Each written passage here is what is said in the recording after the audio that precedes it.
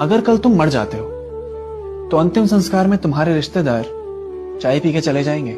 कुछ पल का मातम, फिर हंसने लगेंगे लोग। जीना सीख जाते हैं, किसी के बिना मरते नहीं है लोग। दुनिया चलती रहेगी जैसे चल रही है। धीरे धीरे तुम्हारे परिवार को भी तुम्हारी नामौजूदगी की आदत हो जाएगी।